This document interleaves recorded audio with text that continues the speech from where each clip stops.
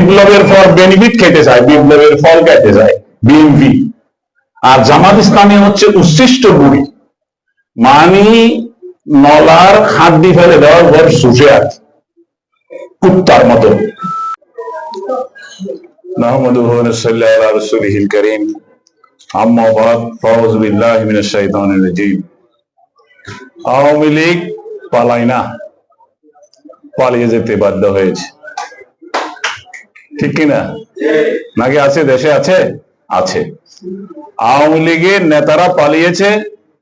আওয়ামী লীগের মধ্যে মজলুম যারা, যাওয়ার কোনো পথ নেই, যাদের হাতে পুঁজি নেই, যারা মার খাওয়া পার্টি, তারা দেশে রয়ে গেছে। কেউ বিএনপি সেজেছে, কে ইনশাআল্লাহ আলহামদুলিল্লাহ বলে জামাত ইসলামী সেজেছে। বিএনপি এবং জামাতের সমালোচনা বয়ে তো এখন কেউ করে না। তো লাভ বাংলাদেশ পার্টি কিন্তু জামাত বিএনপিকে ছাড়বে না। কেন ছাড়বে না? বিএনপি জামাতের সংসদে 80 জন আন্ডার মেট্রিক ফার্স্ট সংসদ সদস্য হয়েছে, 100 জনের মতো ঋণ খেলাপি সংসদ সদস্য হয়েছে। চোর ডাকাতেরা বিএনপি অফিসে আগুন জ্বালিয়ে দিয়েছিল, নিবানোর কেউ ছিল না। আমার অফিস থেকে আমাকে এবং আমার সাংবাদিকদেরকে নাসিমন ভবনের আগুন নিভাতে হয়েছিল। তোমরা কেমন বিপ্লবী, কেমন সাহসী আমরা তো জানি। 17 বছর আমরা তো দেখেছি বিএনপি অফিসের সামনে আমার অফিস, কেউ তো ছিলি না। কোথায় ছিলে তোরা? আজকে বিএনপি এবং আওয়ামী লীগ মোশাররফ ভাইয়ের জানাজায় যাও, মারামারি করো কি জন্য? তাহলে মরলে যদি জানাজায় যেতে হয়, একে অপরকে মারো কেন? মারো কি জন্য? একে অপরের বিরুদ্ধে কথা বলো কি জন্য? কথা না বলো তাহলে মিলেমিশে থাকো, এক দল এক পার্টি, লাভ বাংলাদেশ পার্টি, বাংলাদেশ পার্টি, একটা দল থাকো, দল একটা করো, বাংলাদেশ নিয়েই কাজ করো। শুধু পার্টির নাম হবে শুধু বাংলাদেশ, তাহলে আর তো কোনো ঝামেলা নাই। স্বরাষ্ট্রমন্ত্রী এখন প্রধানমন্ত্রীর ভূমিকা পালন করতেছে।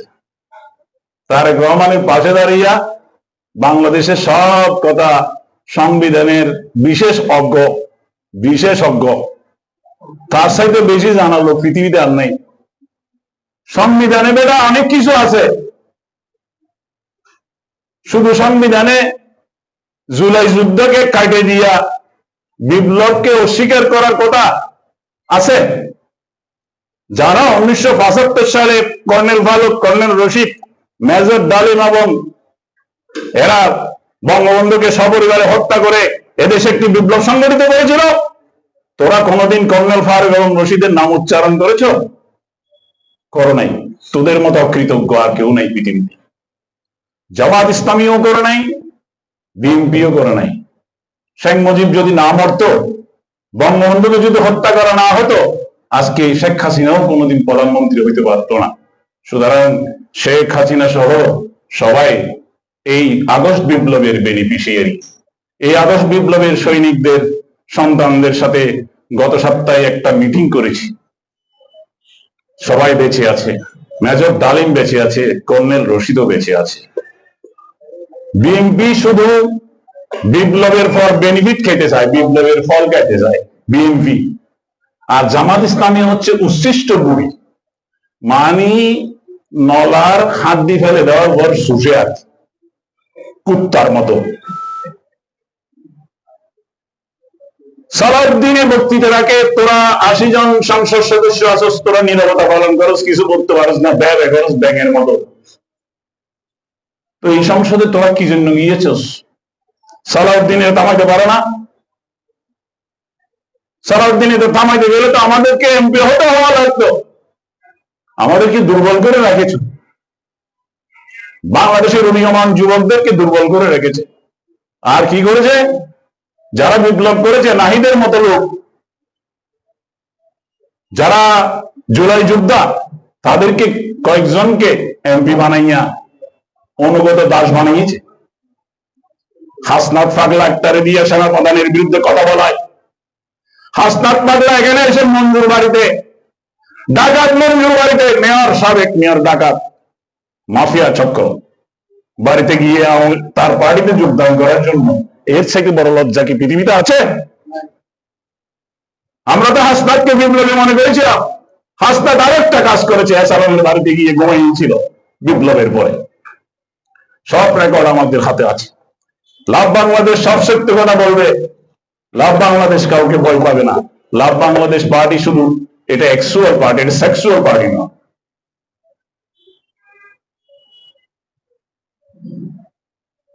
আমি দর্শনের কথাগুলো তো কামাল ভাই সব বলে দিচ্ছে, বাংলাদেশটা কিভাবে চলবে।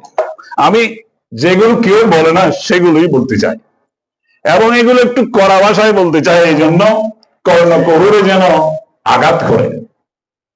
মোলায়েম ভাষায়, সাহিত্যের ভাষায়, নুর নবীর মতো কবিতার ভাষায় তো আমি বলতে পারি না। আমি বিপ্লবী মানুষ।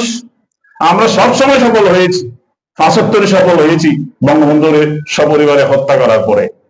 আমরা স্বৈরাচার বিরোধী আন্দোলনে, এরশাদ বিরোধী আন্দোলনে আমরা সফল হয়েছি। সেখানে কি করলো? বিএনপি সরকার গঠন করলো। আয়সা কি করলো? যারা স্বৈরাচার বিরোধী আন্দোলন করছে সবাই 10টা 20টা মামলা দিয়ে দিল। কামাল ভাইও খাইছে, আমারও খাইছে। খান নাই? স্বৈরাচার বিরোধী আন্দোলন করে মামলা খান নাই? খাইছে। বিএনপি হলো একটা বেঈমান মুনাফিকের দল, আর জামাত ইসলামী হচ্ছে বিএনপি কে সহযোগিতা করে এই বেঈমান মুনাফিকের সহযোগিতার দল। লুটে পুটে খাওয়ার জন্য তারা অভিনয় করে, বিরোধিতার অভিনয়, বিরোধী দলের অভিনয়। সংসদে বসে বিরোধী দলের অভিনয় করছে বর্তমান জামাত ইসলামী। তাদের মৃত্যু অনিবার্য। বাংলাদেশের মানুষ গ্রামগঞ্জ থেকে যাবে, সংসদের ছাদিকে ঘেরাও করে, সংসদের পাশে দেখবেন, সংসদ ভবনের নিচে দেখবেন গভীর পুকুর আছে কতগুলা, দেখছেন না? পুকুর পানিতে ডুবাবে, পানিতে ডুবাবে তাদেরকে, পানিতে ডুবাবে, পানি থেকে আর উঠতে পারবে না, পানি গায়ে গায়ে মারা যাবে। যাই হোক, টাকা পাচার কিন্তু ওরা 17 বছরে যা করে নাই আওয়ামী লীগ, শেখ হাসিনা সরকার, ওরা 1 মাসে, 1 মাস না 2 মাস হয়েছে, এখন কয় মাস? 3 মাসে করে দিছে কাম। আর কাপড় চোপড়, গালের চামড়া টামড়াও মোটা হয়েছে, দেখবেন হাঁটার সময় পাঞ্জাবি টাঞ্জাবি, সাদা পাঞ্জাবি ভিজে একদম ভদ্রলোক হয়ে গেছে, সবাই ঘুরতেছে। আর আমরা যারা আছি সুবিধাবাদী কিছু লোক মনে করতেছে বিএনপি, আরে সারা তোদের কি ক্ষমতা আছে? ওটা তোদের কোনো ক্ষমতাই নাই। তোদের ক্ষমতা আছে শুধু চুরি করার জন্য। 17 বছরে যারা চুরি করে যতটুকু করতে পারে না 2 বছরে করে ফেলছে। তাহলে এইসব চোরদের বিরুদ্ধে আমাদের আন্দোলন সংগ্রাম চালিয়ে যাওয়ার জন্য আমাদের আরেকটি বিপ্লব, আরেকটি মহাবিপ্লবের প্রস্তুতি নিতে হবে। কারণ এই মহাবিপ্লবে ইনশাল্লাহ আলহামদুলিল্লাহ বলে যেন আর কেউ পথ করতে না পারে। আর দেখেন, বিপ্লবের পর, গত 5ই আগস্টের বিপ্লবের পর শফিকুর রহমান, এই যে জামাতের আমির, জাতীয় প্রেস ক্লাবে বসে আওয়ামী লীগের যত সাংবাদিক ছিল তাদের সাথে একটা মিটিং করেছে। এরপরে কি করলো? বলছে তোদের সবাইকে মাফ করে দিচ্ছি। তারপরে কি করলো? বলছে যে হিন্দুরাও আমাদের এখানে সদস্য হইতে পারবে। ঠিক আছে, তো হিন্দুরা সদস্য হইলে আমাদের মতো যারা কিছু কোরআন শরীফ জানি ভালো করে, আমরা কি দোষ করছি? আমাদেরকে কিছু বানাও না, হিন্দুর যদি এমপি বানাও, আমার বানানো না। আচ্ছা, আমার না বানাইলে তোরা যাদেরকে নেতা বানাইছো শুধু করে কোরআনও করতে জানো না, আমির হয়েছে। জামাতের আমির যারা, অনেক আমির আছে যে কোরআন শরীফ শুদ্ধ করে পড়তে জানে না। আমি তো কোরআন শুদ্ধ করে পড়তে জানি, এখানে অনেক বসেছে শুদ্ধ করে কোরআন পড়তে জানে। ঘৃণা করো কেন তাইলে? মানুষকে কেন ঘৃণা করো? তুমি আমার ঘৃণা করবো, আমি তোমার চুমা দিব? তোমাদেরকে আমি ভালোবাসবো? এই শফিকের ফাঁসি হবে।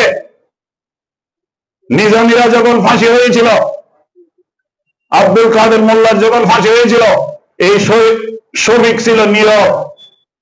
কারণ ওরা ফাঁসি না হলে তিনি আমি রইতে পারতাম না। এই জন্য এটার পরিণতি তার ভোগ করতে হবে।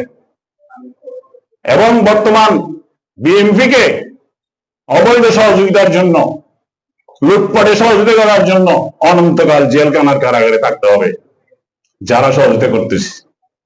আমি অবিলম্বে জামাত বিএনপির সংসদ সদস্যদেরকে বলবো, আপনারা সঠিক পথে আসুন, দেশকে ভালোবাসুন, দেশের মানুষকে ভালোবাসুন, জালেমদের বিরুদ্ধে কথা বলুন, জুলুমের বিরুদ্ধে কথা বলুন, ভূমিদস্যুদের বিরুদ্ধে কথা বলুন, বাংলাদেশের লুটপাটের বিরুদ্ধে কথা বলুন, বাংলাদেশ সেনাবাহিনীর মর্যাদা ফিরিয়ে দিন।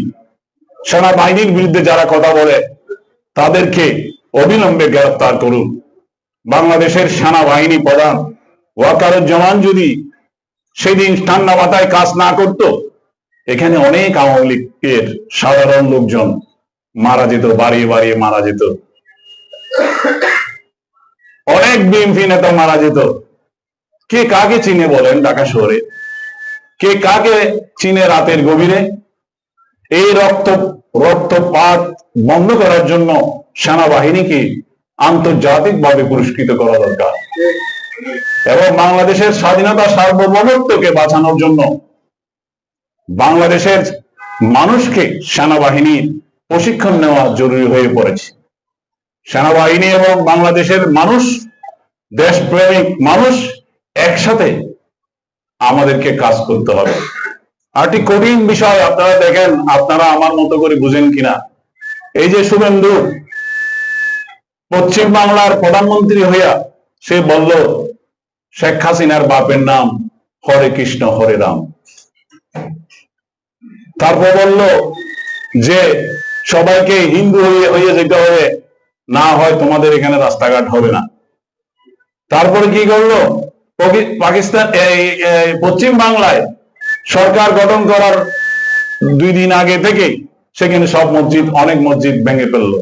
তারপর বললো যে মসজিদের আজান, বড় করে আজান দিতে পারবে না, হিন্দু বাড়িতে পর্যন্ত আজান পৌঁছতে পারবে না। আর এই শুভেন্দুর সাথে ফটো তুলে আওয়ামী লীগের নেতা সব ওখানে শুভেন্দুর বাড়িতে হাসির মাংস খাইতেছে, পাড়ার মাংস খাইতেছে। গাজীপুরের মেয়র সুমা খাইতেছে, পায়ের মধ্যে সুমা খাইতেছে শুভেন্দু। তাহলে তোরা কি হিন্দুর ছেলে না মুসলমানের ছেলে? তুই এতদিন পর্যন্ত মসজিদে গিয়ে টুপি লাগাইয়া নৌকার মালিক তুই আল্লাহ কেন বলছস? তাইলে এদেশের যতগুলো রাজনৈতিক দল আছে এদেরকে আপনারা আর কতদিন গোলামি করবেন? এদের পিছনে দাসত্ব আর কতদিন করবেন? আপনারা সবাই আমার বন্ধু বান্ধব, আপনজন। আমি আপনাদেরকে পার্টি করার জন্য কোনো কথা বলতেছি না। আমি বলতেছি আওয়ামী লীগ, বিএনপি, জামাত এগুলো একটা সিন্ডিকেট। আমি বলতেছি এরা একই পথের প্রতীক। যদি না হয়তো মোশাররফ ভাইয়ের জানা যায় জামাত ইসলামের এমপি সাহেব বক্তব্য রাখতো না, আর শাহাদাতের মতো বিএনপির বিপ্লবী তেনা উনিও বক্তব্য রাখতো। আচ্ছা, রাখছেন, ভালো, অসুবিধা নাই। জানাজা, মৃত্যু এগুলোর বিরুদ্ধে কথা বলা ঠিক না। তো সালাউদ্দিন কাদের চৌধুরী মসজিদের সময় কবরের উপর জানার বাড়ি দিয়েছেন কি জন্য?